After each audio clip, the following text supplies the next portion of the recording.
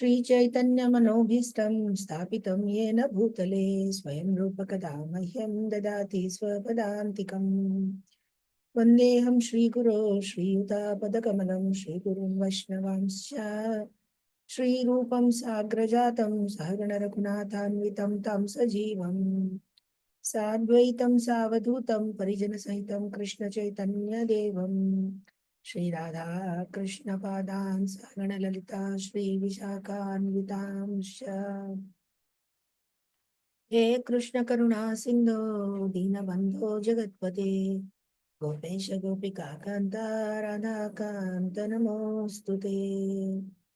तप्त काञ्चन गौरांगी राधे वृन्दावनेश्वरी वृषभानुसुते देवी प्रणमामि हरिप्रिये। वाञ्छाकल्पतरुभ्यश्च कृपा सिन्धुभ्य एव च पतितानां पावनेभ्यो वैष्णवेभ्यो नमो नमः। जय श्री कृष्ण चैतन्य प्रभु नित्यानंद श्री अद्वैत गदाधर श्रीवासादि गौर भक्तवृंद। हरे कृष्णा कृष्ण कृष्ण हरे हरे, हरे राम राम राम हरे हरे। नमो विष्णुपादाय कृष्णपृष्ठाय भूतले श्रीमते भक्तिवेदांत स्वामिनिति नामिने। नमस्ते सरस्वते देवे गौरवाणी प्रचारिणे निर्विशेष शून्यवादी पाश्चात्य देशतारिणे।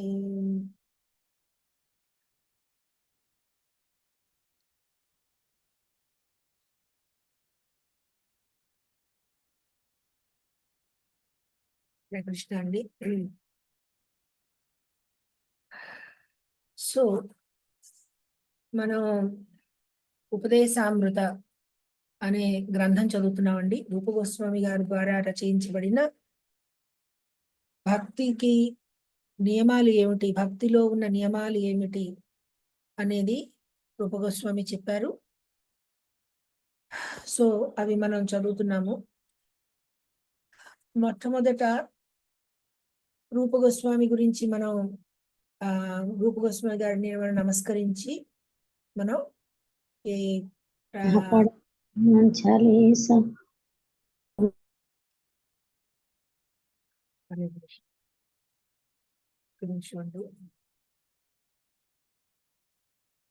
ఓకే. సో రూప గోస్వామి గారు గురించి మనం గుర్తు చేసుకుని మొదలు పెడుతున్నాము. మనకందరికీ తెలుసు ఏమిటండి శ్లోకం? రూప రఘునాథ పదే హైబే ఆకృతి అవే హమా బుఝావేసే యుగళ పిరితి. ఎప్పుడైతే రూప గోస్వామి వారి ద్వారా రాయబడిన గ్రంథాలు ఏవైతే ఉన్నాయో అవి మనం చదువుతామో, అర్థం చేసుకుంటామో, అప్పుడు మనకి యుగళ పిరితి, రాధాకృష్ణ ప్రేమ అనేది మనం పొందుతాము అని చెప్పి ఆచార్యులు చెప్పారనమాట. అంటే రూప రఘునాథ గోస్వామి వాళ్ళ యొక్క అనుగ్రహం వల్ల మనకి కృష్ణ భక్తి అనేది అతి ఉత్కృష్టమైన కృష్ణ భక్తి ఏదైతే బృందావన ధాములో ఉందో అటువంటి కృష్ణ భక్తి మనకి కలగాలి అంటే రూప గోస్వామి, రఘునాథ గోస్వామి అటువంటి వాళ్ళ అనుగ్రహం అనేది మనకి కావాలి. వాళ్ళ యొక్క పాదపద్మము యందు మనం ప్రార్థించాలి. వాళ్ళు రాసిన గ్రంథాలు యందు మనకి ఇంట్రెస్ట్ కలగాలి అండి అని చెప్పారనమాట. రూప గోస్వామి ఎవరండి? శ్రీ చైతన్య మనోభీష్టం స్థాపితం ఏన భూతలే స్వయం రూపకదా మహ్యం దదాతి స్వపదాంతికం. ఎవరండి? స్వయంగా శ్రీ చైతన్య మహాప్రభు యొక్క మనోభీష్టము ఈ భూప్రపంచంలో భౌతిక జగత్తులో పంచిపెట్టడానికి ఎవరైతే వచ్చారో, ఆవిర్భవించారో అటువంటి వాళ్ళు ఎవరయ్యా అంటే రూప గోస్వామి. చైతన్య మహాప్రభు ఏ కృష్ణ భక్తిని అయితే పంచడానికి వచ్చారో ఆ కృష్ణ భక్తిని అందరు జనాలకి అందేలా చెయ్యడం ఎవరు చేశారండి? రూప గోస్వామి చేశారు. అందుకని శ్రీ చైతన్య మనోభీష్టం స్థాపితం ఏన భూతలే అని చెప్పి రూప గోస్వామిని మనం ప్రార్థిస్తున్నాం అన్నమాట, నమస్కరిస్తున్నాం. అతని యొక్క కృప వల్లనే మనకి కృష్ణ భక్తి అనేది మనము పొందుతాము అండి. సో మనం ఇప్పటికి ఆల్రెడీ 7 శ్లోకాలు చూసాము. 8వ శ్లోకం మనం చదవాలి.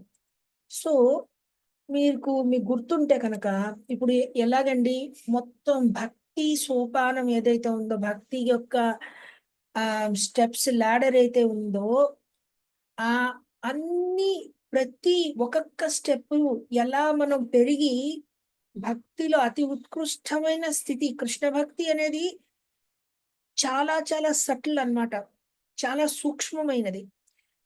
ఆ భక్తిలోకి మనము ఎలా ప్రవేశించగలుగుతాము, దాన్ని ఎలా మనము సరిగ్గా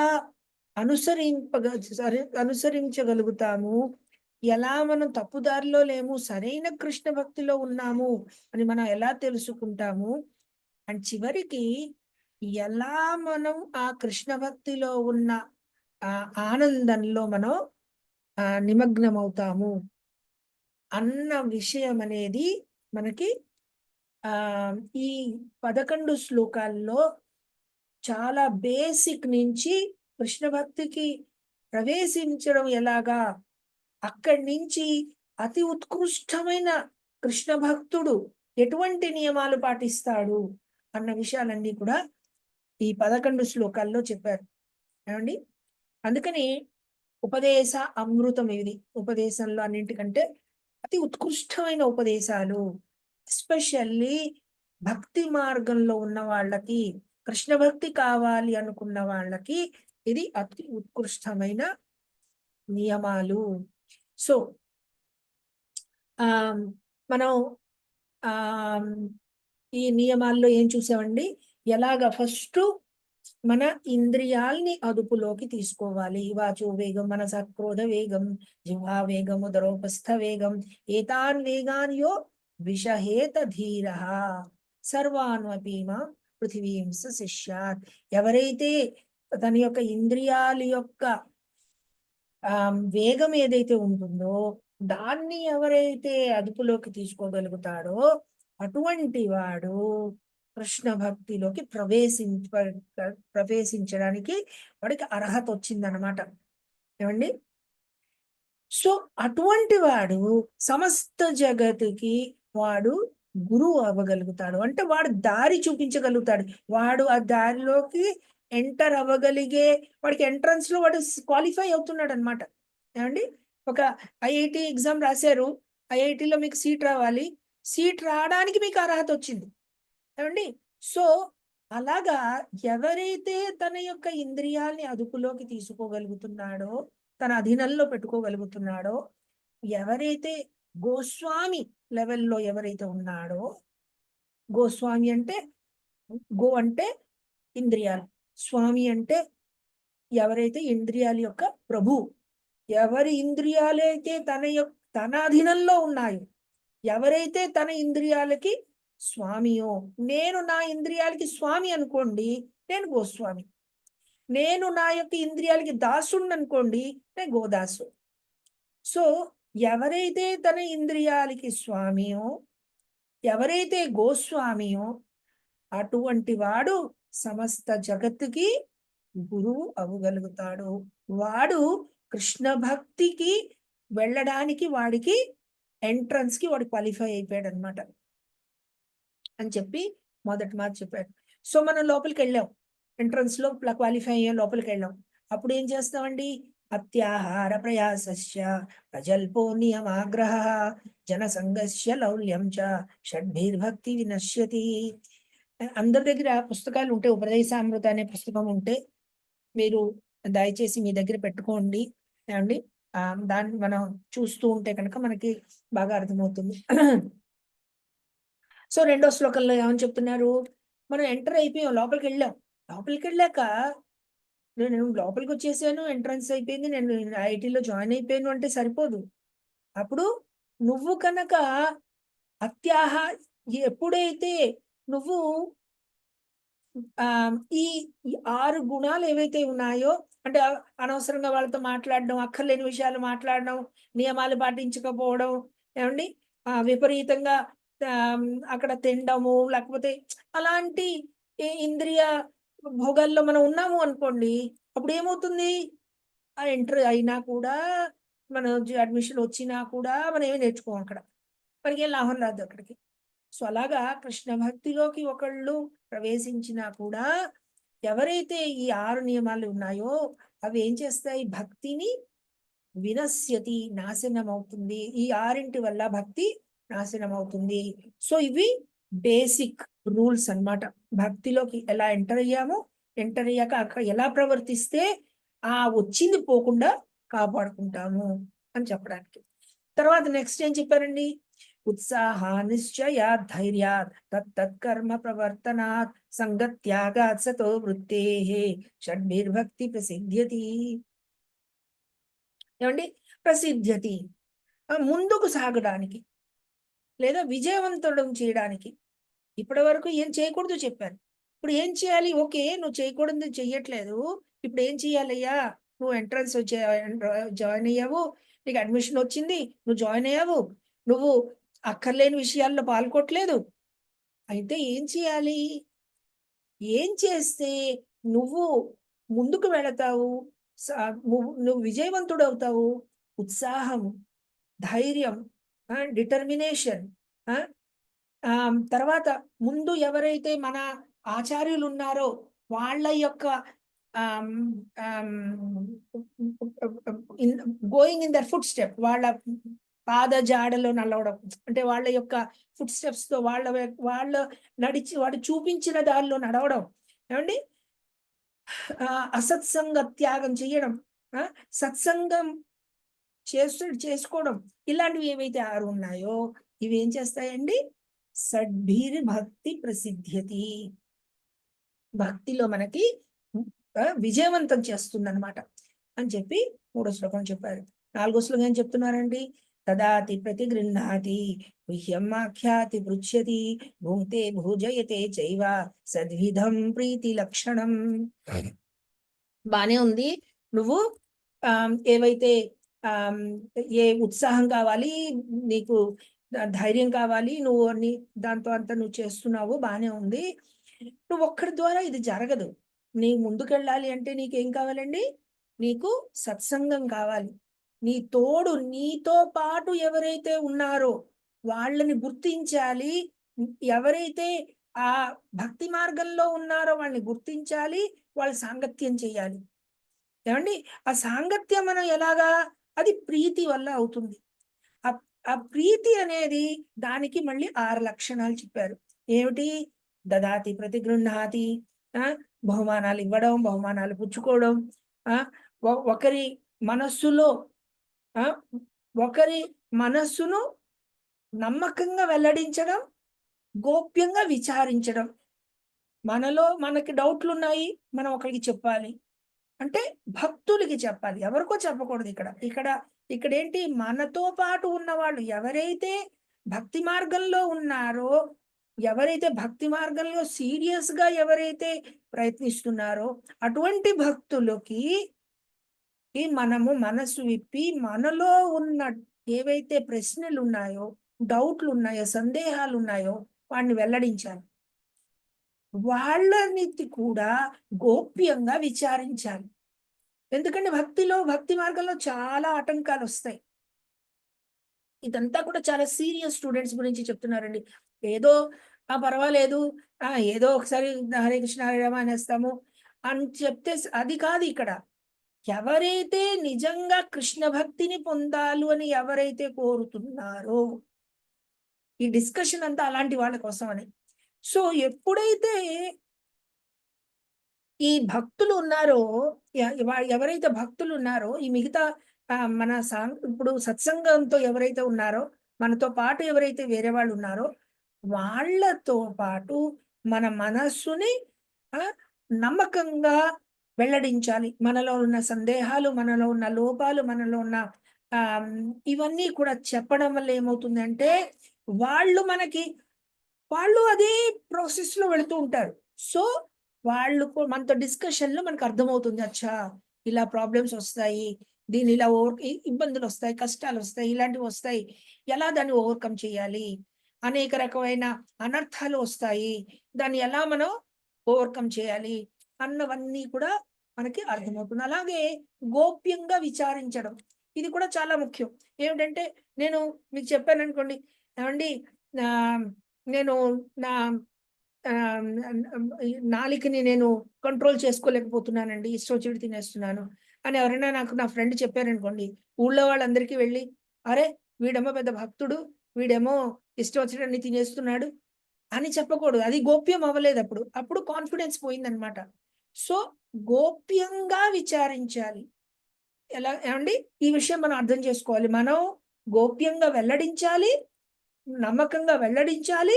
గోప్యంగా విచారించాలి. అలా అలా పరస్పరంగా ఎప్పుడైతే ఉంటారో, అప్పుడు ఏమవుతుందది ప్రీతి లక్షణం. దీనికి కారణం ఇప్పుడు దీని అర్థం ఏమిటి? నువ్వు వాడికి శ్రేయస్సు కోరిన వాడివి. అప్పుడే కదండీ వాడేదో చెప్తే వెళ్లి ఊరంతా చెప్పవు నువ్వు. వాడికి శ్రేయస్సు కోరుతున్నావు. అలాగే వాడుతో వా అతను అంటే నీకు నమ్మకం ఉంది.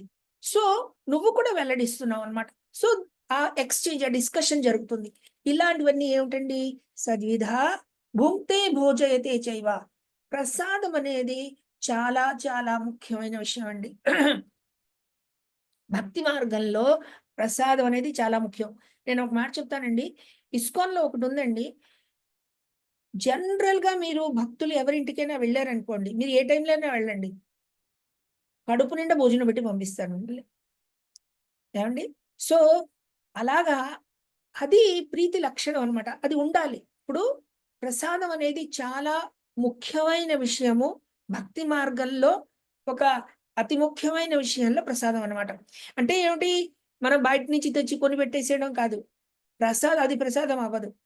ప్రసాదం అంటే ఏదైతే భగవత్ ప్రీతి కోసమని శ్రద్ధగా మనం వండి, భగవంతుడికి నైవేద్యం పెట్టి, అది ఎప్పుడైతే పెడతామో అది ప్రసాదం అవుతుంది.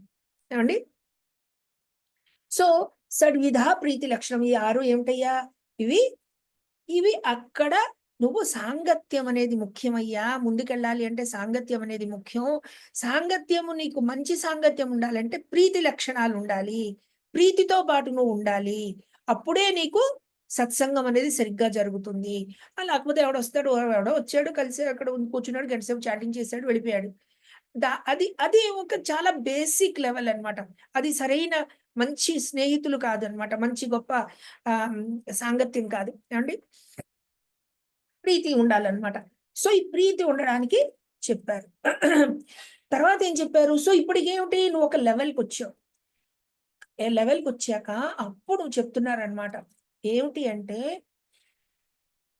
ఆహ్, ఈ ఇప్పుడు ఈ సాంగత్యం చేస్తున్నావు కదా! అనేక రకమైన జనాల్ని చూస్తావు. అనేక రకమైన సత్సంగంలో అనేక రకమైన వాళ్ళని చూస్తావు. ఎవరితో ఎలా ఉండాలి? కొంతమంది గౌరవించాలి. కొంతమంది గొప్పవాళ్ళుంటారు. మనకంటే ఎక్కువ తెలిసిన వాళ్ళు, ఎక్కువ నిష్ఠగా ఉన్నవాళ్ళు ఉంటారు. వాళ్ళని మనం గౌరవించాలి. ఎవరైతే మనతో పాటు ఉంటారో వాళ్ళతో స్నేహం చేయాలి. ఎవరైతే వాళ్ళు రాలేకపోతున్నారో, కష్టపడుతున్నారో, మనకంటే వాళ్ళకెవరు ఇబ్బంది తక్కువ లెవెల్‌లో ఉన్నారో, అటువంటి వాళ్ళ యందు ప్రీతి చూపించి వాళ్ళని పైకి లాగడానికి ప్రయత్నించాలి. ఏవండీ? సో, ఇది ఈ భావం ఏదైతే ఉందో, అలా అంటే ఏంటి? ఈ భక్తులు అనేక రకమైన భక్తులున్నారయ్యా. ఉత్తమ అధికారులున్నారు, మధ్యమ అధికారులున్నారు, కనిష్ట అధికారులున్నారు. భక్తుల్లో అందరూ ఒకే లెవెల్‌లో లేరు. రకరకాల లెవెల్‌లో ఉన్నారు. వాళ్ళ యొక్క లెవెల్‌ని మనం గుర్తించి, దాన్ని దాని ప్రకారంగా మనం తగిన రెస్పెక్ట్ ఇవ్వడమో, వాళ్ళ సాంగత్యం చెయ్యడమో, ఆ! వాళ్ళని దూరంగా నమస్కరించడమో, ఇది అర్థం చేసుకోవాలి. ఇవన్నీ చాలా సూక్ష్మమైన విషయాలండి. మీరు అర్థం చేసుకోండి. ఇప్పుడు భక్తిలో ముందుకెళ్ళాలి అంటే సీరియస్‌గా ఒకడు ఆలోచించాలన్నమాట ఎలా ముందుకెళ్ళాలి అని. ఏవండీ?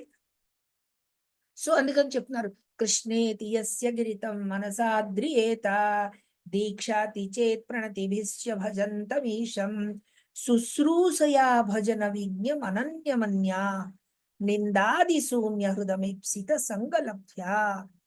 ఎవరు హృదయములో అయితే నింద అనేది లేదో, ఒకడిని ద్వేషించడం అనేది లేదో, ఒకడిని నిందించడం అనే భావం ఎవరి మనసులో అయితే లేదో, నిందాది శూన్య హృదం ఇప్సిత సంగలభ్య శుశ్రూషయా భజన విజ్ఞం. ఎవరైతే నిరంతరము కృష్ణ భక్తిలో కృష్ణ సేవలో ఎవరైతే నియోజితపడి ఉన్నారో, నిమగ్నమై ఉన్నాడో, అటువంటి వాడికి మనము సేవ చెయ్యాలి. అటువంటి వాడి దగ్గర నుంచి నేర్చుకోవడానికి ప్రయత్నించాలి. ఏమండి? అంటే వాళ్ళకి సహాయం చేయాలి. సేవ ఏంటి? వాళ్ళు సహకరించాలి వాళ్ళని. వాళ్ళు ఏదైనా చేద్దాం అనుకుంటున్నారు, వాళ్ళకి సహకరించాలి. ఎందుకు? వాళ్ళు కృష్ణ భక్తులు, కృష్ణుడి గురించి వాళ్ళ జీవితాన్ని వాళ్ళు డెడికేట్ చేశారు. సో అందుకని అలాంటి వాళ్ళకి ఎక్కడ కుదిరితే మనం అక్కడ వాళ్ళకి సహాయం చేయాలి. ఏమండి? ఇది పద్ధతి అన్నమాట.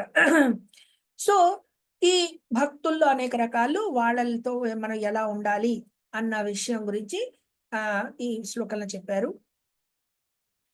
అలాంటప్పుడు ఇదే చేస్తున్నప్పుడు మనము అపరాధం చెయ్యకూడదు అన్నమాట నెక్స్ట్ చెప్పారు. ఎందుకు? మనం ఇప్పుడు ఎక్కడున్నాము?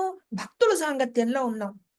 ఇప్పటి వరకు ఎక్కడో ఉన్నాం. అక్కడ ఏం చేసినా పర్వాలేదు, ఇది కర్మతో పోతుంది. ఇప్పుడు కర్మ కాదు, మీరు కర్మకి దాటేసి ఇప్పుడు ఆల్రెడీ ఎంట్రన్స్ ఎగ్జామ్ రాసేసి ఐఐటిలో జాయిన్ అయిపోయారు. ఇప్పుడు మీరు తప్పు చేశారనుకోండి, మీరు ఇప్పుడు డిమోట్ అయిపోతారు, లేకపోతే మిమ్మల్ని కాలేజీని తీసేస్తారు. ఏమండి? ఇప్పుడు చాలా జాగ్రత్తగా ఉండాలి. ఇప్పుడు ఉన్నవాళ్ళు, పక్కన ఉన్న వాళ్ళు మామూలు వాళ్ళు కాదు, మా వాళ్ళందరూ కూడా అక్కడి నుంచి రాసి వచ్చిన వాళ్ళు. ఏమండి? అలాగా భక్తుల సాంగత్యంలో ఎప్పుడైతే ఉన్నామో అప్పుడు ఆ భక్తులు ఎటువంటి అపరాధము మన వల్ల జరగకూడదు. మొట్టమొదటి విషయం ఏంటి అంటే, భక్తుల యొక్క పూర్వము చూడకూడదు. వాళ్ళ యొక్క శరీరంలో ఉన్న లోపాన్ని చూడకూడదు. ఏమండి? శరీరంలో లోపము మనం ఏదైనా అయి ఉండొచ్చు. లేకపోతే అంటే ఇప్పుడు చూడడానికి బాగుండకపోవచ్చు, జుట్టు ఉండొచ్చు, ఉండకపోవచ్చు. ఏమండి? కాలు ఉండొచ్చు, ఉండకపోవచ్చు, చెయ్యి ఉండవచ్చు, కళ్ళు ఉండకపోవచ్చు. ఏమండి? రకరకాలుగా ఉండొచ్చు. జన్మ ఒకడు బ్రాహ్మడై ఉండొచ్చు, క్షత్రియుడు ఉండొచ్చు, శూద్రుడై ఉండొచ్చు, లేకపోతే మన దేశంలో పుట్టి ఉండొచ్చు, లేకపోతే వేరే దేశంలో పుట్టి ఉండొచ్చు. ఏదైనా పాస్ట్ ఏదైనా అయి ఉండొచ్చు. ఆ జన్మ, పూర్వ జన్మ ఏదైతే ఉందో దాన్ని మనం చూడకూడదు. ఎందుకు? ఇప్పుడు వాడు పూర్తిగా కృష్ణ భక్తిలో వాడు ప్రయత్నిస్తున్నాడు కనుక మనం వాడి పూర్వుని చూడకూడదు. ఇదే మనకి కృష్ణుడు చెప్పాడు భగవద్గీతలో. మనం ఈ విషయమే కృష్ణుడు చెప్పాడు. మనకందరికీ తెలుసా విషయం. క్షిప్రం భవతి ధర్మాత్మ స్వస్వచ్ఛాంతిని గచ్చతి కౌంతేయ ప్రతిజాని అని చెప్పి చెప్తున్నాడు అనమాట కృష్ణుడు. ఏమండి? సో అదే విషయం ఇక్కడ చెప్తున్నారు. ఏమని చెప్పారు? దృష్టై స్వభావ జనితైర్ వపుసస్య దోషర్. వపు దోషాలని చూడకూడదు. వాడి యొక్క వపు అంటే శరీరం. శరీరంలో ఉన్న దోషాలని చూడకూడదు. శరీర పుట్టుక అయి ఉండొచ్చు, దాంట్లో ఉన్న డిఫెక్ట్స్ అయి ఉండొచ్చు, అటువంటి వాడిని చూడకూడదు. నా ప్రాకృతత్వం ఇహ భక్త జనస్య పశ్యేత్.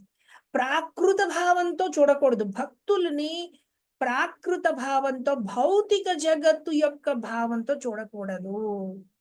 అర్థమైందా అండి? భౌతిక భావంతో చూడకూడదు అంటే ఏంటి? భౌతిక భావం శరీరము, శరీరానికి సంబంధించినది ఏవైతే ఉన్నాయో అవి భౌతిక జగత్తులో ఉన్న భావం అన్నమాట. మనం ఒక మనిషికి భౌతిక జగత్తులో ఎలా గౌరవిస్తాం? ఏం చదువుకున్నాడు, ఎక్కడ పనిచేస్తున్నాడు, ఎన్ని డబ్బులు తెచ్చుకుంటున్నాడు, ఏమండి, ఏ పుట్టుకు పుట్టాడు, ఏమండి, ఇవన్నీ చూసి మనం గౌరవిస్తాం. ఇవన్నీ ఏంటి? భక్తి జగత్తులో వీటికి సంబంధమే లేదు. నువ్వు అసలు చదువుకోలేదా, లేకపోతే 100 PhDలు చేసావా, నువ్వు పెద్ద సైంటిస్ట్వా, లేకపోతే పెద్ద ఇంజనీర్వా, లేకపోతే డాక్టర్వా, దీంతో భక్తికి సంబంధం లేదు. నీ శరీరం ఎలా ఉంది? భౌతిక జగత్తులో ఉన్న ఏ క్వాలిఫికేషన్స్ కి భక్తి జగత్తుకి సంబంధం లేదు. ఎందుకండి? భక్తి అనేది చిన్మయ జగత్తుకి సంబంధించినది. ఇవన్నీ కూడా ఏంటండి భౌతిక జగత్తుకి సంబంధించినవి. అందుకని యాక్చువల్‌గా ఎవరు ఆహ్, చాణక్య పండితుడు చెప్తాడనమాట. గొప్ప జన్మ, అందం, తర్వాత ఆహ్, చదువు ఇవి ఒక రకంగా భక్తికి అడ్డం వస్తాయట. ఎందుకు అంటే అహంకారం వచ్చేస్తుంది. నేనెంత గొప్పవాడిని, ఎంత ఇది అని చెప్పి అహంకారం వచ్చేస్తుంది. భక్తి, అహంకారం ఎప్పుడూ అపోజిట్ అన్నమాట. భక్తి అంటే ఏంటి? సరెండర్. కృష్ణుడు స్వామి, నేను దాసుడిని. దాసుడికి అహంకారం అంటే వాడు దాసుడే కాదు. అహం లేనప్పుడే ఇంక దాసుడు. స్వామి చెప్పిందే స్వామి యొక్క ఆనందమే నా ఆనందం. స్వామి తలుచుకుందే నా యొక్క కర్తవ్యం. అంటే ఏంటి? నీకు ఏమాత్రము అహంకారం ఉండకూడదు. అదే భక్తికి మొదటి సోపానం అన్నమాట. ఏవండీ? సో, ఇక్కడ ఏమిటి అంటే ఆహ్, సో చెప్తున్నారనమాట. సో, భౌతిక గుణాలు ఏవైతే ఉన్నాయో వాటిని చూడకూడదు.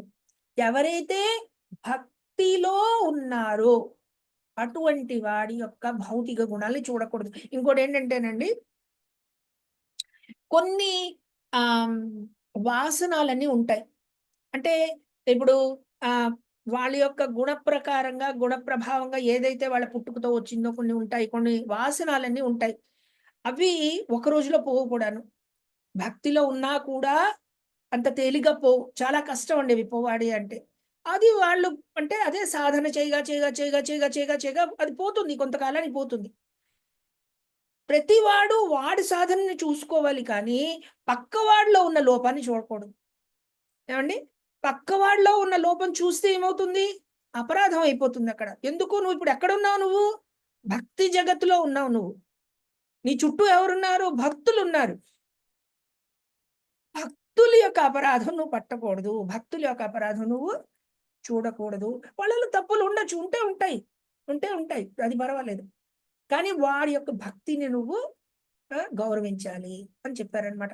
ఎలాగైతే అక్కడ ఏమిటి ఎగ్జాంపుల్ ఇస్తున్నారు? గంగాభసాంన ఖలు బుద్బుద ఫేణ పంకై. గంగా నదిలో కొన్నిసార్లు మనకి బుడగలు కనిపిస్తాయి. ఏవండీ? ఆ బుడగలను చూసి ఇదేమిటి బాబు! గంగా నీళ్ళుంది. నేను ముట్టుకోని నీళ్ళు అన్నారనుకోండి, అపరాధం అయిపోతుందది. ఎవడికైతే గంగ గురించి తెలుసో, వాడు గంగ నీళ్ళు మట్టిగా ఉన్నాయో, దాంట్లో బుడగలొస్తున్నాయో ఇవి చూడడు వాడు. గంగ ఎక్కడి నుంచొచ్చింది? విష్ణు పాదోదకం పావనం శుభం అని చెప్పి అర్థం చేసుకొని, దాన్ని దా అతను తల మీద జల్లుకోవడం, స్నానం చేయడం చేస్తాడు. అలాగే గంగాభసాన ఖలు బుద్బుద ఫేణ పంకే బ్రహ్మద్రవత్వం అపగచ్చతి నీరధర్మైః. బ్రహ్మద్రవత్వం. దీంట్లో ఈ కల్మషం ఏదైతే ఉందో దాని ప్రభావం లేదు. ఎందుకు లేదయ్యా అంటే ఇది భౌతిక జగతికి చెందింది కాదు. గంగ ఏదైతే ఉందో అది భౌతిక జగతికి చెందింది కాదు. అది చిన్మయ స్వరూపము. అది భగవంతుడి దగ్గర నుంచి డైరెక్ట్‌గా వచ్చింది. సో, అందుకని భౌతిక గుణాలు వాటిలో మనం చూడకూడదు. అలాగే భక్తుల్లో వపుసైశ్చ దోషైర్, శరీరంలో ఉన్న దోషాలు చూడకూడదు. ఆ! ఆ దోషాల్ని చూడకూడదు అని చెప్పి ప్రాకృత ప్రాకృత భావంతో ఒక భక్తుడిని చూడకూడదు అని చెప్పారనమాట.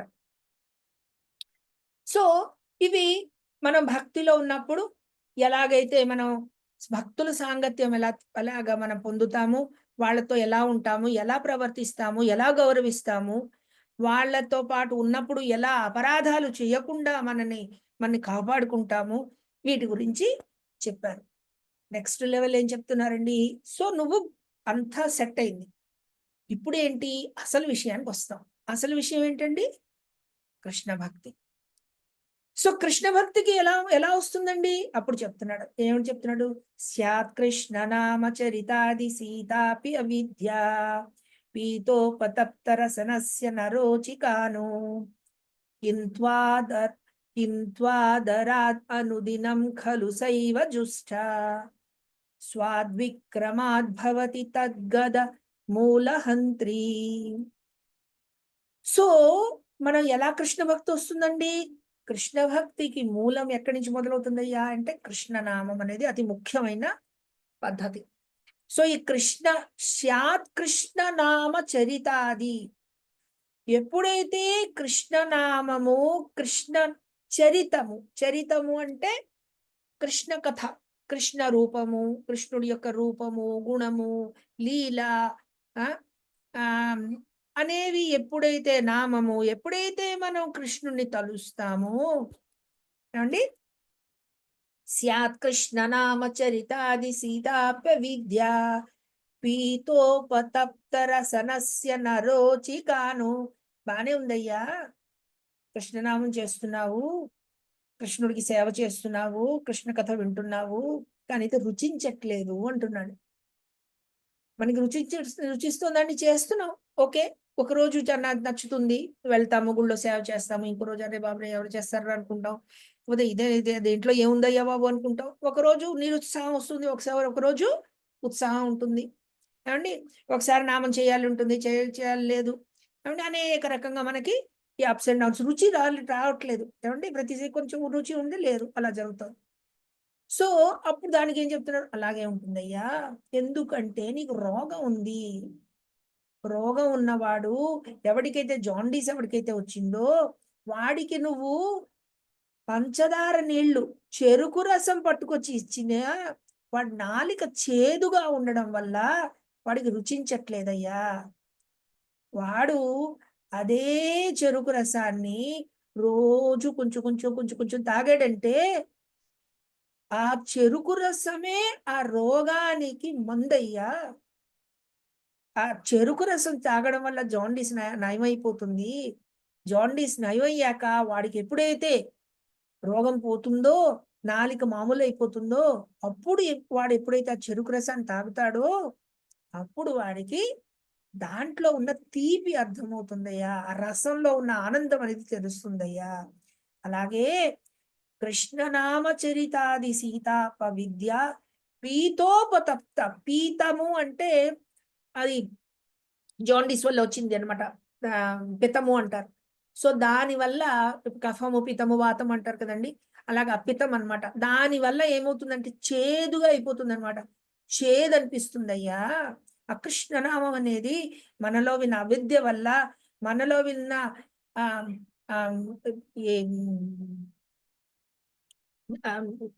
ఏమంటే ఈ అజ్ఞానం, అజ్ఞానం వల్ల అది మనకి చేదుగా అనిపిస్తుందండి. సో కానీ అయితే ఇంత్వ ఆదరాద్ అనుదినం ఖలుసైవ జుష్ట, ఆదరంతో కృష్ణ భక్తి ఎలా చేయాలండి? ఆదరంతో చేయాలి, అయ్యో చెయ్యాలి అనుకోకూడదు. ఇది సౌభాగ్యము, ఇది నాకు సౌభాగ్యము కృష్ణనామ జపించడం అనేది. మొన్న చెప్పుకున్నాం కదండి, కృష్ణనామము కనుక నోటి ద్వారా వచ్చింది అంటే కృష్ణ దయ లేకపోతే రాదు. ఏమండి, ఎంతో సౌభాగ్యము మనకి ఇది ఈ అవకాశం కలిగింది, కృష్ణ సేవ చేయడానికి మనకి అవకాశం కలిగింది అని ఆదరంతో పాటు కింత్వాదరాద్ అనుదినం, ప్రతిదినం వదలకుండా చెయ్యాలి, ప్రతిరోజు చెయ్యాలి. ఏమండి, ఇప్పుడు మనం మాత్రలు వేసుకుంటున్నాం అనుకోండి, ఒక రోజు వేసుకుని వారం మానేసి మళ్ళీ వేసుకుంటే పనిచేయదు. ఏమండి, స్లో అయిపోతుంది. అలాగే అనుదినం ఆదరాత్ అనుదినం ఖలు సైవ జుష్ట స్వాద్విక్రమాద్ భవతి తద్గద మూలహంత్రి.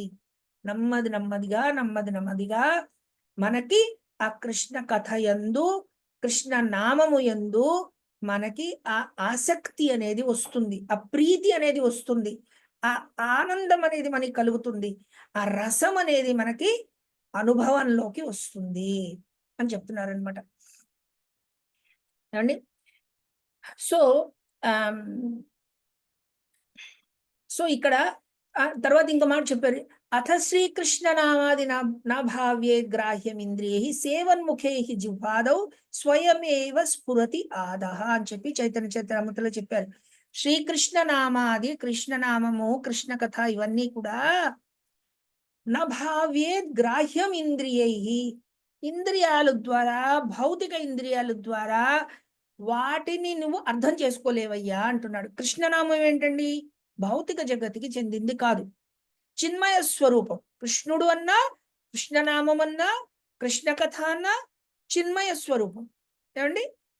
సో మనకి ఆ చిన్మయ స్వరూపం అనేది మనకి అర్థం కాదు. ఏమండి? భౌతిక ఇంద్రియాల ద్వారా చిన్మయం అనేది అర్థం కాదు మనకి. ఏదో సౌండ్, ఏదో విగ్రహము, లేకపోతే ఇక శిల, లేకపోతే ఏదో పువ్వులు, మనకి మామూలుగా భౌతిక జ్ఞానమే వస్తుంది అవి చూస్తే. కానీ భగవంతుడికి సంబంధించినవి ఏవైతే ఉన్నాయో అవి చిన్మయ స్వరూపము. ఏమండి? అందుకని చెప్పారు, నా భవేద్ గ్రాహ్యం ఇంద్రియై, ఇంద్రియాల ద్వారా, భౌతిక ఇంద్రియాల ద్వారా నువ్వు దాన్ని గ్రహించలేవయ్యా, నువ్వు నాకు అర్థం కాదు అయ్యా. అయితే ఎలాగయ్యా అర్థమవుతుంది? ఎలా తెలుసుకోవాలి? ఎలా అర్థమవుతుంది? ఎలా అర్థమవుతుంది అంటే సేవోముఖే జిహ్వాదౌ, నువ్వు సేవ చెయ్యడం వల్లనే, సేవించగా సేవించగా సేవించగా అలా సేవించడం వల్ల మీకు ఎక్కడి నుంచి ఆ సేవ కూడా ఎక్కడి నుంచి మొదలెడతావు? జిహ్వ దగ్గర నుంచి మొదలెడతావు. అంటే ఏంటి? కృష్ణనామం చేయడం, కృష్ణుడి గురించి చెప్పడం, కృష్ణుడి గురించి వినడం, కృష్ణ లీలలు గానం చేయడం. అన్నమయ్య కీర్తన అనుకోండి, రామదాసు కీర్తన అనుకోండి, లేకపోతే రామనామం అనండి, కృష్ణనామం అనండి. ఏమండి? ఎప్పుడైతే మీరు జిహ్వతో మొదలెట్టాలి, కృష్ణ ప్రసాదమే తినాలి. అది మళ్ళీ మళ్ళీ గుర్తుపెట్టుకోండి. కృష్ణ భక్తిలో అతి ముఖ్యమైన విషయంలో ఒకటి ప్రసాదము. ఏమండి?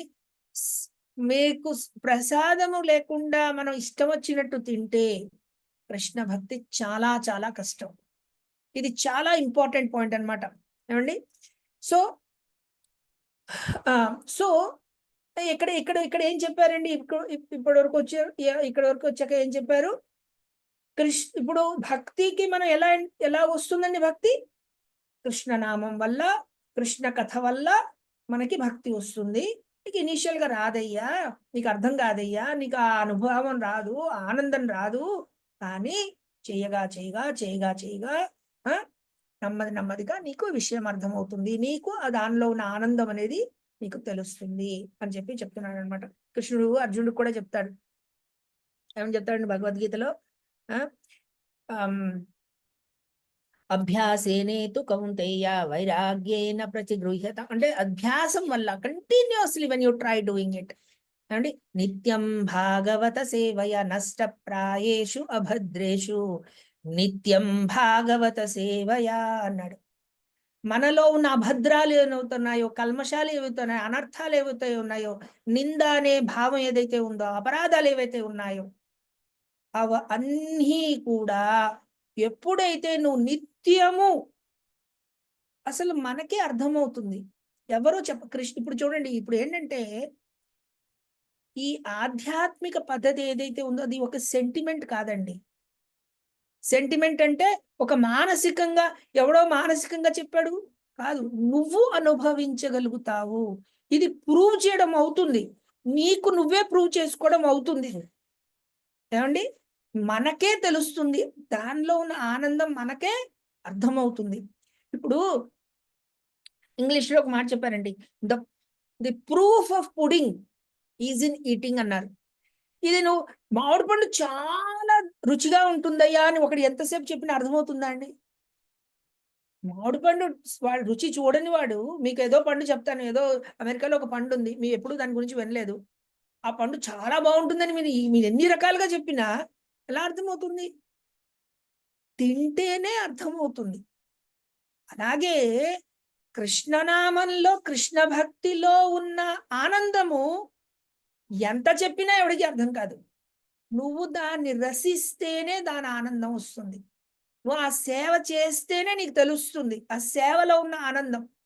ఏవండి? నామం జపించక ఎప్పుడైతే అందుకే మీరు చూడండి మీకే అర్థమై ఉంటుంది. ఇన్ని రోజులుగా మీరు భాగవతం రోజు వింటున్నారు. ఏవండి?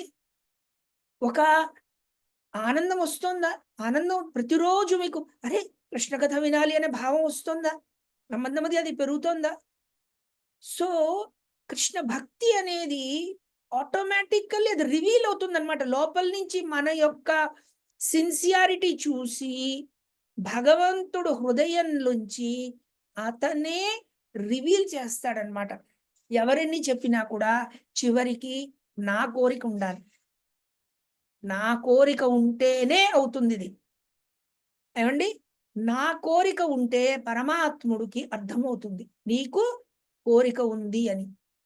ఎప్పుడైతే నీకు కోరిక ఉందో, కృష్ణుడు ఏం చెప్తాడు? దదామి బుద్ధి యోగం తం ఏన మాముపయాంతి తే అన్నాడు. నేను నీ హృదయంలో ఉన్నాను. పరమాత్ముడి కింద ఉన్నాను. నీకు వచ్చిన ఆలోచన నీకు తెలిసే ముందు వాడికి తెలుసు. ఏవండి? సో, నువ్వెప్పుడైతే నీలో ఎప్పుడైతే కృష్ణ భక్తి కావాలి అనే కోరిక నిర్మలంగా ఉందో, అంటే అది చాలా ఇంపార్టెంట్. ఎటువంటి కపట ఉండకూడదు. స్వచ్ఛంగా కోరికనేది ఎవడికో చూపించడానికి కాదు.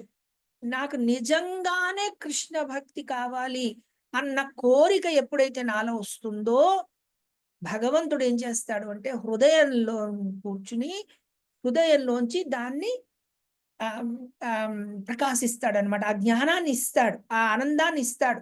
అనుభూతిని ఇస్తాడు. వాడికి ఆ అనుభవాన్ని ఇస్తాడు. అంటే ఏంటి?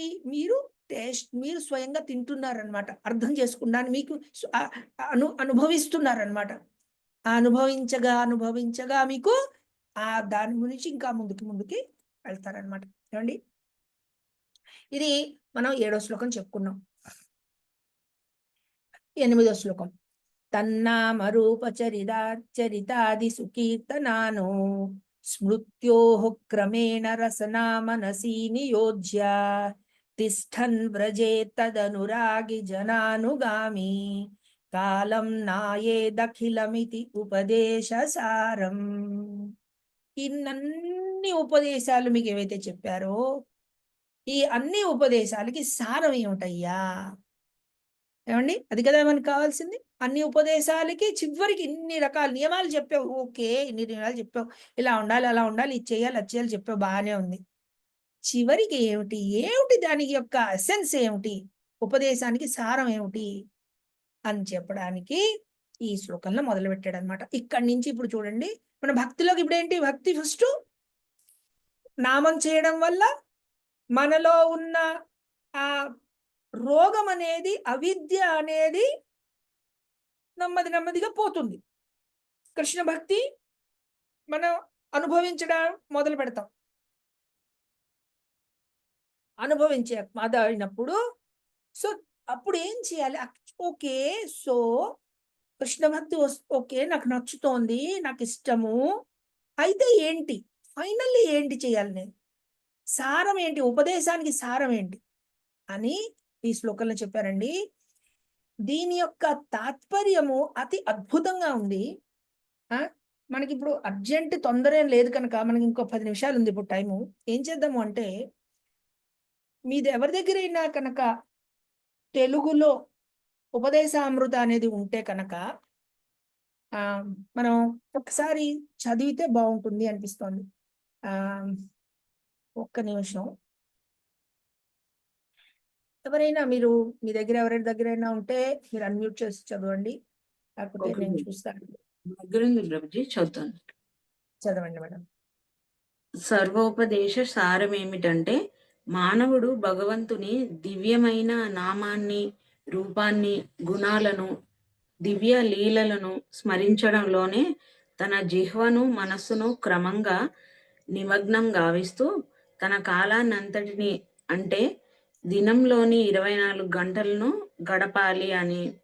ఈ విధంగా అతడు వ్రజధామంలో, గోలోక వృందావన ధామంలో నివసిస్తూ భక్తుల నిర్దేశాలను అనుసరించి శ్రీకృష్ణుని సేవిస్తూ ఉండాలి. భగవంతుని భక్తియుక్త సేవ పట్ల గాఢమైన అనురక్తిని కలిగి ఉన్న శ్రీకృష్ణుని ప్రియ భక్తుల అడుగుజాడలను అనుసరించాలి. ఒక్క నిమిషం ఉండండి మేడం మాతాజీ. సో ఇప్పుడు ఏమని చెప్పారు? ఈ ఉపదేశం అంతటికి సారం ఏమిటయ్యా? సో నేను ఏం చేరుకోవాలి? 24 గంటలు భగవత్ నామం, భగవత్ స్మరణ, భగవంతుడి యొక్క రూప గుణాల యొక్క స్మరణ, మనస్సుని ఇంద్రియాల్ని భగవత్ సేవలో నియోజించి ఉండడము, ఇవి దీంట్లోనే ఎప్పుడైతే మనం దీంట్లోనే 24 గంటలు ఉండడం అనేదే ఉపదేశం యొక్క సారము. అంటే ఏంటి? అది ఆ స్టేట్ అనేది మనం చేరుకోవాలి అని చెప్తున్నారనమాట. అది ఏమండి? తర్వాత ఓకే. సో నిరంతరము ఎప్పుడైతే ఆ కృష్ణ చింతనలోనే ఎప్పుడైతే నువ్వు ఉన్నావో, కృష్ణ భావంలోనే ఎప్పుడైతే ఉన్నావో అప్పుడు నెక్స్ట్ లెవెల్ చెప్పారు. ఎలా ప్రవర్తించాలి, ఎలా మనం ఉండాలి, ఎలా ఉండాలి అంటే వ్రజభూమిలో, అంటే అలా ఎవరు ఉంటారండి? వ్రజభూమి గోలోక బృందావనంలో భక్తులు ఎవరైతే ఉన్నారో వాళ్ళు 24 గంటలు ఈ భావంలో ఉన్నారనమాట. 24 గంటలు వాళ్ళకి కృష్ణ చింతనే ఉంది. ఏమండి? వాళ్ళకి వేరే చింతన లేదు. గోపికలు అవ్వండి, గోప బాలకులు అవ్వండి, ఆవులు అవ్వండి, పక్షులు అవ్వండి, చెట్లు అవ్వనియండి, అటు కంసుడితో సహా. అతను బృందావనంలో లేడనుకోండి, అంటే బృందావనంలో ఉన్న వాళ్ళు 24 గంటలు కృష్ణ భావంలోనే ఉన్నారు. వాళ్ళు నిరంతరము కృష్ణుడి గురించి తలుచుకుంటున్నారనమాట. ఎప్పుడు వస్తాడు కృష్ణుడు, ఎప్పుడు చూస్తాను, కృష్ణుడి గురించి గుర్తు చేసుకోవడం, ఆ లీలలను గుర్తు చేసుకోవడం, చెప్పుకోవడం, ఆ ఆనందంలోనే ఉన్నారు 24 గంటలు. ఏమండి? సో ఎప్పుడైతే మనం 24 గంటలు ఆ కృష్ణ భావంలో ఎప్పుడైతే ఉన్నామో అప్పుడు ఏం చేయాలంటే దాన్ని సరైన దారిలో పెట్టాలి అంటే, సరైన మార్గంలో తీసుకెళ్ళాలి అంటే అప్పుడు ఏం చేయాలి? వ్రజభూమిలో ఉన్న భగవంతుడి యొక్క పార్షదులు ఎవరైతే ఉన్నారో, సేవకులు ఎవరైతే ఉన్నారో వాళ్ళ యొక్క అనుచరణలో మనం నడవాలన్నమాట. అంటే ఏంటి? మనం ఇప్పుడు ముందుకి దానికి డీటెయిల్స్ చెప్తారు. ఇప్పుడు తాత్పర్యంలో దాని డీటెయిల్స్ వస్తాయన్నమాట. వాళ్ళ యొక్క ఫుట్ స్టెప్స్ లో వాళ్ళని అనుసరిస్తూ ముందు మనం ఉండాలి అన్నమాట. ఎవరైతే కృష్ణుడు యందు అతి గాఢమైన ప్రేమ ఉందో అటువంటి భక్తులు బృందావనంలో ఎవరైతే ఉన్నారో, అంటే కృష్ణుడి యొక్క పార్షదులు ఎవరైతే ఉన్నారో వాళ్ళ యొక్క పాద నిర్దేశాలను అనుసరించి భక్తుల నిర్దేశాలను అనుసరించి శ్రీకృష్ణుని సేవిస్తూ ఉండాలి. అది. సో ఇప్పుడు తాత్పర్యం చదవండి. ప్రపాదుల వారు రాసిన వ్యాఖ్య. మనస్సు మానవునికి శత్రువునిగా గాని మిత్రుడిగా గాని ఉండవచ్చును. అందుచేత అతడు మనస్సును మిత్రుడిగా ఉండడానికి శిక్షణ ఇవ్వాలి. శ్రీకృష్ణుని సేవలో సర్వదా నిమగ్నమై ఉండేటట్టు మనస్సును శిక్షణ ఇవ్వడానికే కృష్ణ చైతన్యోద్యమం ముఖ్యంగా ఉద్దేశించబడింది. మనస్సులో ఈ జన్మకే గాక అనేక పూర్వ జన్మలకు కూడా సంబంధించిన వందల వేల కొద్ది స్మృతులు ఉంటాయి. ఒక్కొక్కప్పుడు ఈ స్మృతులు ఒకదానితో ఒకటి కలిసి విరుద్ధాలైన ఆలోచనలను పఠిస్తూ ఉంటాయి. ఈ విధంగా బద్ధజీవికి మనోచింతన అనేది అపాయకరం కావచ్చును. మనస్తత్వ శాస్త్ర విద్యార్థులకు మనస్సు తాలూకు వివిధ పరివర్తనల గురించి తెలిసే ఉంటుంది. భగవద్గీత 8:6లో ఇలా చెప్పబడింది. యం వాపి స్మరాన్ భావం త్యజత్యంతే కళేబరం తమేవైతే కౌంతేయ సదా తద్భావ భావితః. ఓ కౌంతేయ, దేహమును విడుచున్నప్పుడు మానవుడే భావమును స్మరించునో అదే భావమును అతడు తప్పక పొందును. ఒక్క నిమిషం చదవండి. మాతాజీ వెయిట్ చేయండి ఒకసారి. ఇప్పుడు చూడండి ఇక్కడ ఏం చెప్తున్నారు. ఫస్ట్ విషయం అర్థం చేసుకోవాలి ఏంటంటే మనసే మనకి బంధువు, మనసే మనకి శత్రువు అన్నది చాలా ఇంపార్టెంట్ పాయింట్. కృష్ణుడు భగవద్గీతలో ఇదే శ్లోకం బంధురాత్మాత్మనస్తస్య ఏనాత్మైవాత్మనా జితః అనాత్మానస్తు శత్రుత్వే వర్తేతాత్మైవ శత్రువత్ అన్నాడు. ఏమండి బంధురాత్మ మనస్తస్య ఆత్మ ఇక్కడ ఆత్మ అంటే మనస్సు. మనస్సు మనకి బంధువు అవ్వచ్చు, శత్రువు కూడా అవ్వచ్చు. ఇప్పుడు ఒక చిన్న మాట చెప్తానండి మీకు బాగా అర్థం అవడానికి. హరే కృష్ణ ప్రభుజీ ఏ శ్లోకం ఎన్నోది? ఇది మనకి భగవద్గీతలో ఆ 6వ అధ్యాయంలో వస్తుందండి.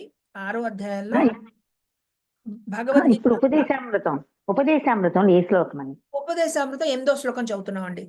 ఉపదేశామృతం 8వ శ్లోకం తాత్పర్యం చదువుతున్నాం. మాతాజీ చదువుతున్నారు తాత్పర్యం. చూడండి ఇది చాలా ఇంపార్టెంట్ పాయింట్ అండి. బంధురాత్మాత్ మనస్తస్య బంధు అనే ఆత్మ అంటే ఇక్కడ మనస్సు అనేది నీకు బంధువు అవ్వచ్చు. బంధువు అంటే నా శ్రేయోభిలాషి అవ్వచ్చు, నన్ను ముందుకు తీసుకోవడానికి ప్రయత్నించవచ్చు, నాకు సహకరించవచ్చు. లేదు ఏనాత్మైవాత్మనాజిత అనాత్మానస్తు శత్రుత్వే లేకపోతే శత్రువు కూడా అవ్వచ్చు. నిన్ను నాశనం చేయడానికి పనికొస్తుంది, నిన్ను ముందుకు తీసుకెళ్ళడానికి అతి ఉత్కృష్టమైన ప్లేస్కి తీసుకెళ్ళడానికి కూడా ఈ మనస్సు ఉపయోగపడుతుంది. అంటే మనం ఎలాగైతే మనస్సుని వాడుకుంటామో మనం సరిగ్గా వాడుకుంటే మన బంధువు అవుతుంది, మనం సరిగ్గా దాన్ని వాడుకోకపోతే అది మనకి శత్రువు అయిపోతుంది అనమాట. ఏమండి అని చెప్తూ ఇప్పుడు ఇక్కడ ప్రభుపాద వారు ఒక శ్లోకం చెప్పారు ఇక్కడ తాత్పర్యంలో. యం వాపి స్మరన్ భావం త్యజతి అంతే కళేవరం. ఈ కళేవరం అంటే ఈ శరీరాన్ని ఎప్పుడైతే త్యజిస్తున్నప్పుడు వదిలేస్తున్నప్పుడు యం వాపి స్మరన్ భావం ఎటువంటి భావంలో నువ్వు ఉంటావో, ఏ భావముతో నువ్వు ఈ శరీరాన్ని కనుక ఈ శరీరాన్ని వదిలిపెడతావో తం ఏవైతి కౌంతేయ అటువంటి పరిస్థితిని నువ్వు పొందుతావయ్యా అంటున్నాడు. ఏమండి నువ్వు ఒకడికి విపరీతంగా స్వీట్స్ తినాలి ఇష్టం ఉందనుకోండి, మామూలుగా చెప్తున్నాను, ఎప్పుడు తినాలి తినాలి తినాలి స్వీట్స్ అంటున్నాడు. ఏమండి వెళ్ళిపోయే ముందు వాడి యొక్క భావం ఏంటి, కంటిన్యూస్ గా స్వీట్స్ మీదే ఉంది.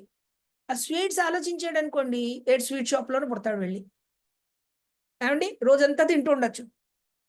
అలాగే ఎటువంటి భావంలో నువ్వు ఉన్నావో ఆ భావం అటువంటి పరిస్థితికి నువ్వు చెందుతావు, తప్పకుండా నీకు అది వస్తుంది. ఎందుకంటే ఇది కూడా సైన్స్ అండి. మనము మనస్సుతో పాటే మన శరీరాన్ని పెంచుకుంటాం అనమాట. మనస్సు ఇప్పుడు ఎటువంటి ఆలోచనలు ఉంటాయో శరీరము కూడా దాని తగ్గట్టుగా బిల్డ్ అవుతుంది అనమాట. ఏమండి సో అందుకనే మీకు ఊర్ధ్వజాతికి రావచ్చు, ఊర్ధ్వలోకానికి వెళ్ళొచ్చు, అధోలోకానికి వెళ్ళొచ్చు, అవన్నీ కూడా మన మనస్సు ప్రకారంగా జరుగుతుంది అనమాట. సో అందుకని ఏం చెప్తున్నానంటే సదా సద్భావ భావిత అని చెప్పి భగవద్గీతలో చెప్తున్నారు. ముఖ్యంగా ఇంకొక మాట నేను చెప్తాను చూడండి, మీకు ఇది బాగా అర్థం అవడానికి చెప్తాను చూడండి. సో మన శరీరం అనేది ప్రతి క్షణము మారుతోందండి. ఎప్పుడు మారుతుందండి? చనిపోయేటప్పుడు మనం పూర్తి శరీరం మారింది, ఓకే. ప్రతి క్షణము మనలో ఉన్న ఒక లక్షలాది కణాలు ఏవైతే ఉన్నాయో చనిపోతున్నాయి, కొత్తవి తయారవుతున్నాయి. థౌజండ్స్ ఆఫ్ సెల్స్ ఏవైతే ఉన్నాయో, సెల్స్ ఉన్నాయి కదండి బాడీలో, రక్తం అవ్వండి, మాంసం అవ్వండి, బోన్స్ అవ్వండి, లక్షలు చనిపోతున్నాయి, కొత్త వస్తున్నాయి, చనిపోతున్నాయి, కొత్త వస్తున్నాయి. ఏమండి? అంటే ఏంటి? శరీరం మారుతుందా మారట్లేదా? మారుతోంది. కొంచెం కొంచెం మారుతోంది. కొంచెం కొంచెం మారుతోంది. సైన్స్ ప్రకారంగా ఏంటి? 9 ఏళ్ళు, 12 ఏళ్ళు. 12 ఏళ్ళు తర్వాత ఇప్పుడు మీ ఒంటిలో ఉన్న ఏవైతే ఉంటాయో, ఇప్పుడున్న జుట్టు 12 ఏళ్ళ తర్వాత ఉండదు. వేరే జుట్టు ఉంటుంది. కళ్ళల్లో ఉన్న కణాలు ఏవైతే ఉన్నాయో అన్నీ మారిపోయి ఉంటాయి. ముక్కు, చెవు, నోరు అన్నీ మారిపోతాయన్నమాట. 12 ఏళ్ళకి ఉన్నవన్నీ చచ్చిపోతాయి. కొత్తవి తయారవుతాయన్నమాట. మాక్సిమం 12 ఏళ్ళు బతుకుతాయి. ఏమండి? అంటే ఏంటి? 12 ఏళ్లలో మీరు మొత్తం మారిపోయారా లేదా? శరీరం పూర్తి మారిపోయిందా లేదా? 12 ఏళ్లే కాదు. ప్రతి క్షణము కూడా మనకి శరీరంలో మృత్యువు ఉంది. మళ్ళీ పుట్టుక ఉంది. అంటే ఏంటి? కొత్తవి పుడుతున్నాయి, పాతవి చనిపోతున్నాయి. అంటే ప్రతి క్షణము శరీరం మారుతోంది. అర్థమైందా అండి? ఈ వచ్చే కొత్త శరీరము ప్రతి క్షణము ఇప్పుడు ఉన్న నా భావం ప్రకారంగా వస్తుంది. మీకు అర్థమైందా అండి? ఇప్పుడు నా భావం ఎలా అయితే ఉందో, వచ్చే కొత్త కణాలు ఏవైతే పుడతాయో ఆ భావంలో పుట్టాయి. ఆ నెక్స్ట్ మూమెంట్ నా భావం ప్రకారంగా వచ్చింది. ఆ నెక్స్ట్ మూమెంట్ ఆ భావం ప్రకారంగా వచ్చింది. ఆ నెక్స్ట్ మూమెంట్ ఆ భావం ప్రకారంగా వచ్చింది. మీకు చెప్పింది అర్థమైందా అండి? సో అంటే అంటే సెల్స్ కూడా మన భావంతో ఉంటాయి ప్రభుజీ. ఇప్పుడు పుట్టి ఆ! అంటే కొత్త సెల్స్ వచ్చేవి మనం ఏ భావంతో ఉంటే అలా. ఇప్పుడు అంతా కూడా ప్రపంచంలో అంతా కూడా త్రిగుణాలతో కూడి ఉన్నదండి. సత్వ, రజ, తమో గుణాలతో కూడి ఉన్నది. ఈ మనలో ఉన్న ప్రతీదీ కూడా ఆ గుణ ప్రభావంలోనే ఉంటుంది. ప్రతీదీ కూడాను. కలర్ అవనియండి, వస్తువు అవనియండి, శరీరంలో భాగం అవనియండి, ప్రపంచంలో ఏ వస్తువు అయినా సరే, సమస్త జగత్తుకి మూలం ఏమిటయ్యా అయితే త్రిగుణాలు. ఆ త్రిగుణాలతోటి తయారవుతాయి. ఏమండి?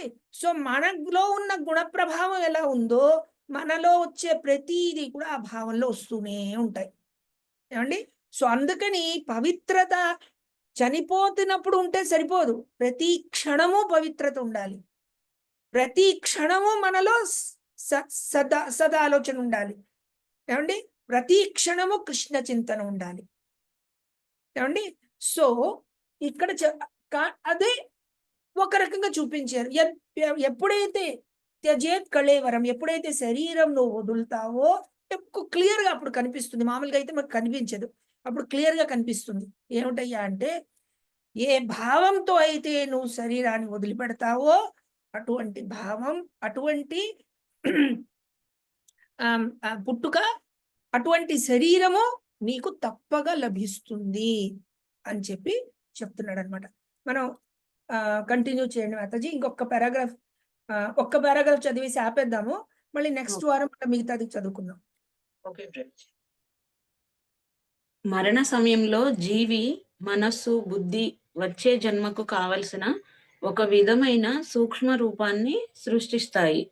ఆ సమయంలో మనస్సుకు అనుకూలం కాని దానిని గురించి స్మరిస్తే భవిష్య జీవితంలో తదనుగుణమైన జన్మనే ఎత్తవలసి వస్తుంది.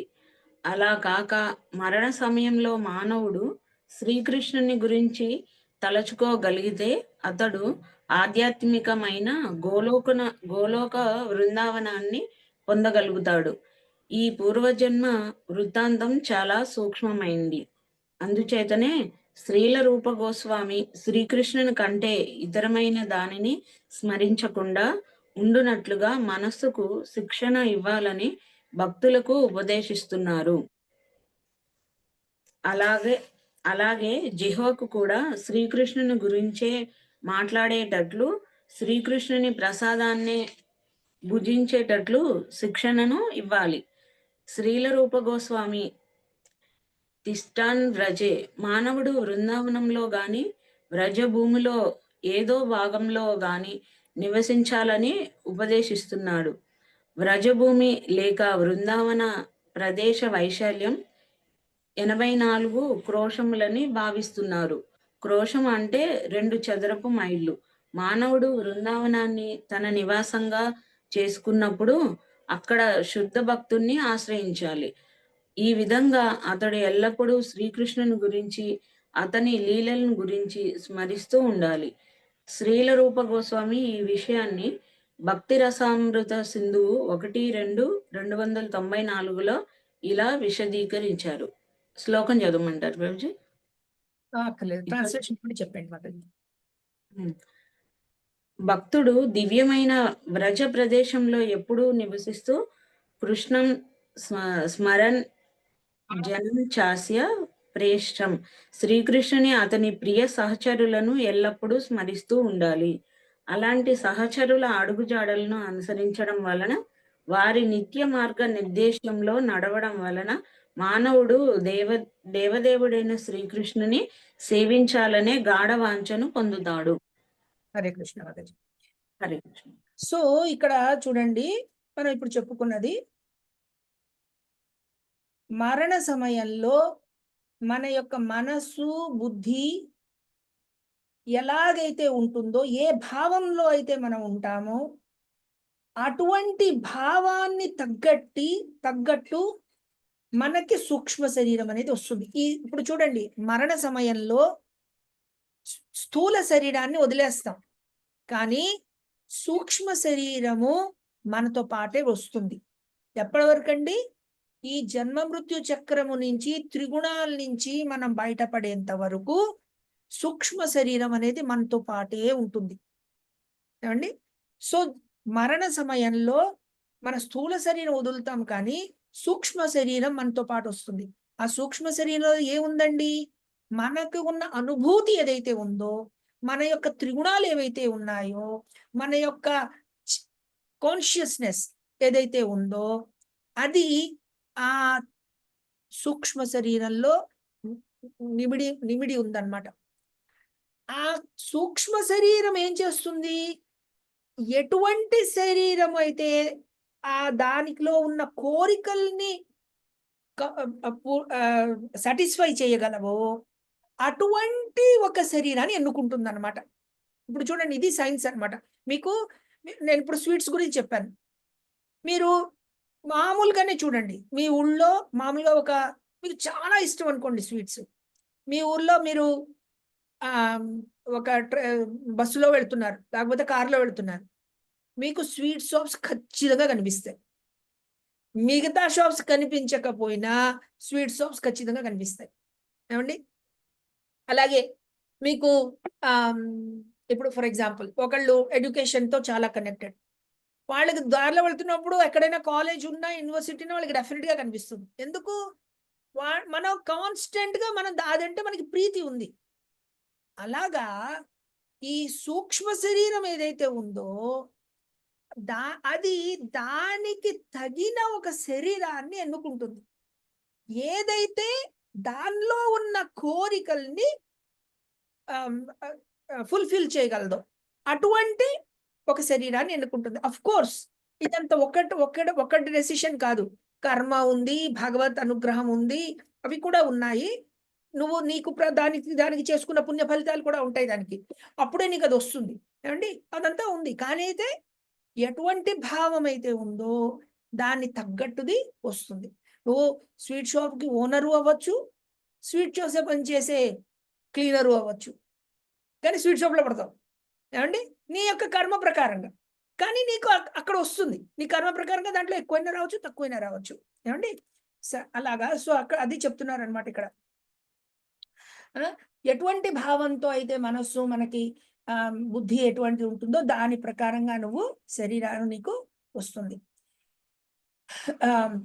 ఓకే. సో అందుకని ఇప్పుడు ఏ క్షణములో మనం శరీర త్యాగం చేస్తామో మనకి తెలియదు. ఒకటి. రెండోది, శరీర త్యాగం చేయడం అనేది అతి కష్టమైన ఒక అనుభూతి అని చెప్పి శాస్త్రం చెప్పింది. అండి, అంత తేలిగ్గా ప్రాణం వదిలేసేయడం అవ్వదు.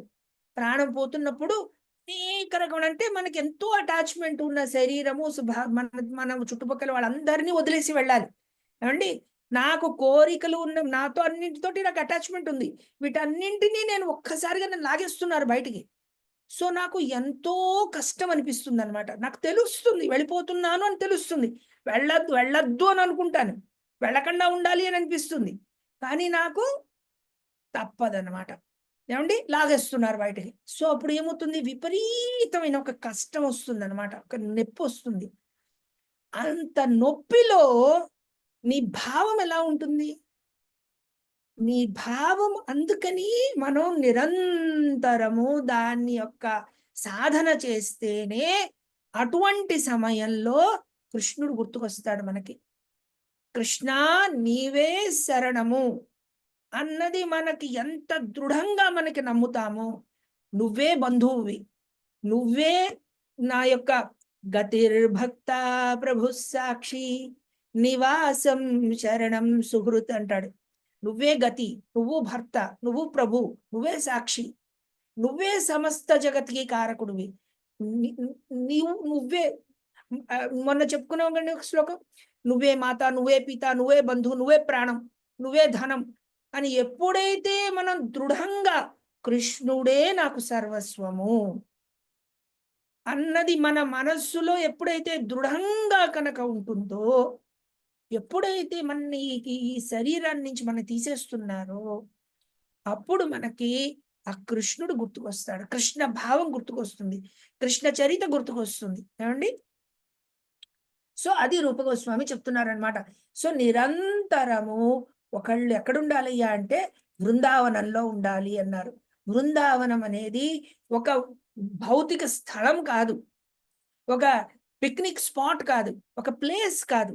బృందావనం అనేది ఎక్కడైతే కృష్ణుడు నిత్యము ఎక్కడైతే నివసిస్తున్నాడో, నిత్యము ఎక్కడైతే కృష్ణలీల జరుగుతోందో, అక్కడ ఉన్న ప్రతి ఒక్కడు ఎవరైతే బృందావనంలో ఉన్నారో వాళ్ళు నిత్యము భగవత్ చింతనే వాళ్ళకి సర్వస్వం లో ఎవరైతే ఉన్నారో అటువంటిది బృందావనం.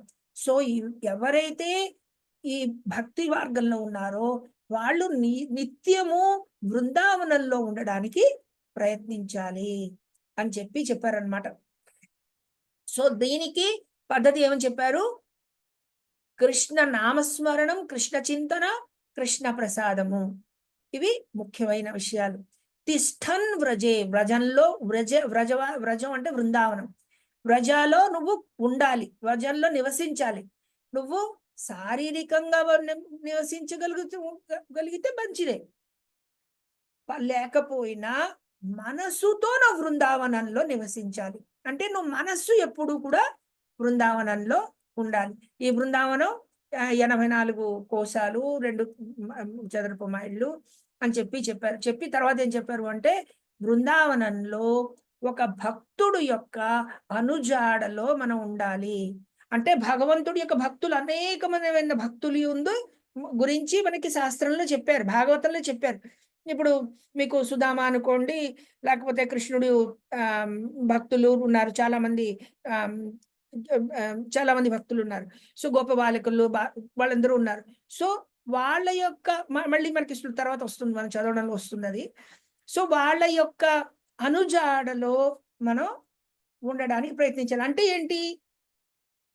పెద్ద పెద్ద భక్తులు వాళ్ళు ఎలా ప్రవర్తించారు, కృష్ణుడికి ఎలా ఆనందం చేయడానికి ఎలా ఇచ్చారు, వాళ్ళు ఎక్కడెక్కడ వాళ్ళు చేయకూడదు, ఏది చేయకూడదు అనుకున్నారు, ఏది చేద్దాం అనుకున్నారు, ఎలా సేవ చేశారు, వాళ్ళని గుర్తు చేసుకుని వాళ్ళ అనుజాడలో మనం ప్రవర్తించడానికి ప్రయత్నించాలన్నమాట. అలాగా మనం నిరంతరం చూడండి, మనస్సు అలాగే ఉంది అనుకోండి, అప్పుడు ఏమవుతుంది? నువ్వు బృందావనంలోనే ఉంటావు, కృష్ణ సేవలోనే ఉంటావు, ఎక్కడ ఉన్నా సరే. ఆ భావంతో ఎప్పుడైతే నువ్వు శరీర త్యాగం చేస్తావో అప్పుడు నువ్వు కృష్ణుడి దగ్గరికి వెళ్ళగలుగుతావు అని చెప్పి. అండి సో ఇవాళకి అక్కడ ఆపేద్దాము, ఆల్రెడీ మనం లేట్ అయిపోయింది. సో ఎవరికైనా ఏమైనా ప్రశ్న ఉందా అండి?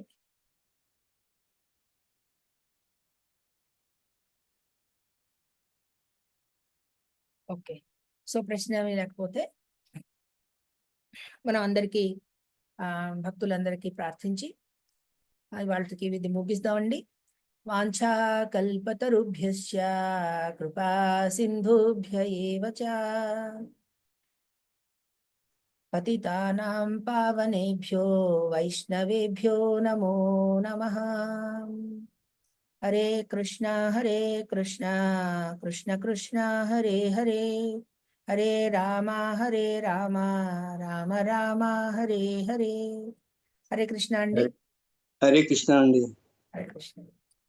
హరే కృష్ణ. హరే కృష్ణ ప్రభుజీ. హరే కృష్ణ. హరే కృష్ణ. హరే కృష్ణ ప్రభుజీ. హరే కృష్ణ. హరే కృష్ణ. మీటింగ్ క్లోజ్ చేస్తున్నానండి.